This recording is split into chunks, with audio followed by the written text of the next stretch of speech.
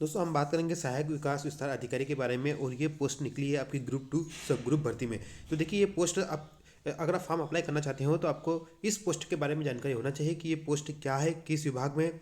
साथ ही साथ इसमें आपको वर्कलोड क्या है, काम क्या करना पड़ेगा और आपका प्रमोशन कहाँ तक हो सकता है, इस बारे में हम इस पोस्ट में बात करेंगे। तो बने रहे दोस्तों, मिलते हैं।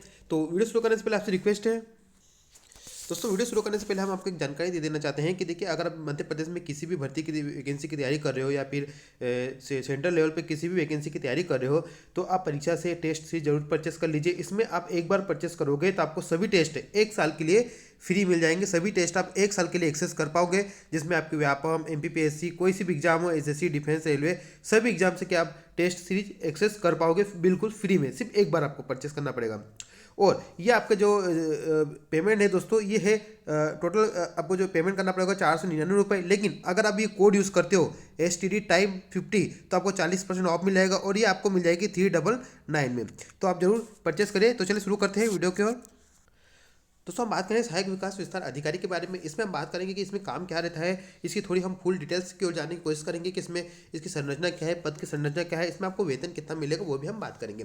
तो देखिए इसमें टोटल पद है, आपको पता होगा कि अभी ग्रुप 2 सब ग्रुप 4 में इसके 1019 पद निकाले गए हैं। तो इसमें हम देखेंगे कि ये क्या है। तो पहले सहायक विकास विस्तार अधिकारी एक जनपद पंचायत विभाग का एक पद है और उस विभाग के अंतर्गत आपको यहाँ पर नियुक्ति मिलेगी। आप थोड़ी इसकी हम संरचना देख लेते हैं। देखो दोस्तों, आप थोड़ी सी इसकी संरचना देखोगे तो यहाँ पर आपको जनपद पंचायत कार्यालय के अंतर्गत ये पद देखने को मिल रहा है। जैसे कि यहाँ पर आप देखोगे, इसको थोड़ा जूम करिए, तो यहाँ पर आप जैसे ही देखोगे तो यहाँ पर जनपद पंचायत कार्यालय के अंतर्गत ये पद दिखेगा। यहाँ पर आप जाओगे तो यहाँ पर ये पद होता है वो लिपिकीय वर्गीय जो पद है उसके ऊपर ये पद है सहायक विस्तार अधिकारी, है ना। और जो ये पद होता है इसके ऊपर जो अधिकारी होता है वो विकास विस्तार अधिकारी होता है। मतलब कि यहाँ पर विकास विस्तार अधिकारी के नीचे ये पोस्ट होती है सहायक विकास विस्तार अधिकारी। ये एक अधिकारी लेवल की पोस्ट है जनपद पंचायत में।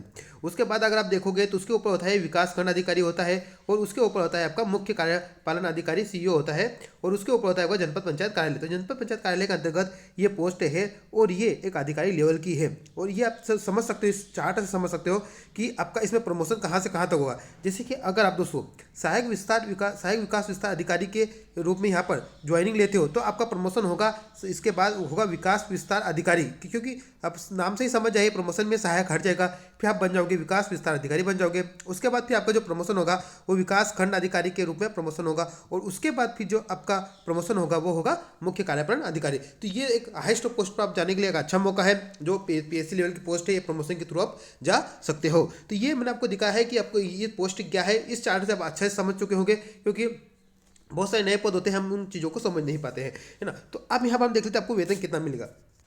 दोस्तों इसमें जो अगर आप देखोगे तो इसका ग्रेड पे 2400 है। मतलब आपके इसका जो बेसिक पे बनेगा वो बेसिक पे ही बनेगा 25,300, है ना। तो 25,300 इसका बेसिक पे बनेगा और इसमें प्लस DA और ये सब जुड़ जाएगा। तो ये आपका जो पेमेंट जाएगा ये दोस्तों 35 के समथिंग जाएगा। क्योंकि यहाँ पर सोचने वाली बात ये है कि जब आपको ज्वाइनिंग मिलेगी तब DA MP में कितना % होगा वो DA आप उस समय के हिसाब से आप कैलकुलेट कर लीजिएगा, है ना, और उसमें ऐड कर दीजिएगा।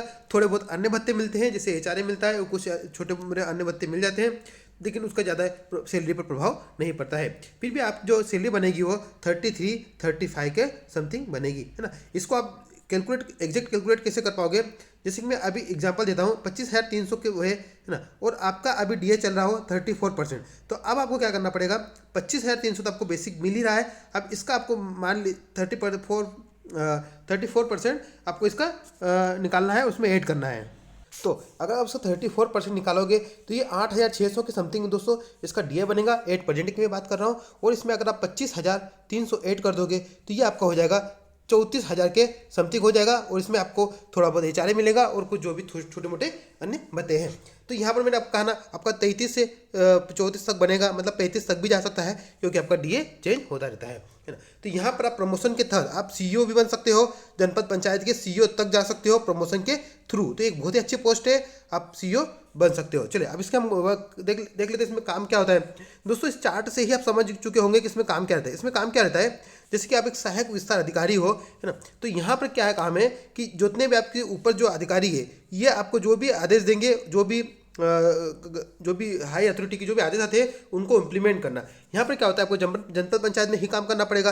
दूसरी बात, जनपद पंचायत में क्या होता है, जो भी सरकार की स्कीम आती है, पंचायत संबंधी जितनी भी स्कीम आती है वो सीईओ के पास आती है। सीईओ फिर उनको इम्प्लीमेंट करने के लिए अपने निचले अधिकारी को देता है, फिर निचला अधिकारी उस इम्प्लीमेंट करने के लिए अपने निचले अधिकारी को देता है, और फिर ये विकास विस्तार अधिकारी है, ये आपको जो भी स्कीम आएगी, जो भी काम आएगा, उनको आपको करने के लिए दिया जाएगा। तो ये आपको यहाँ पर ये सब काम इम्प्लीमेंट सरकार की स्कीम जो भी होती है करनी पड़ती है। चलो मैं इसको आपको दिखा देता हूँ थोड़े अच्छे से।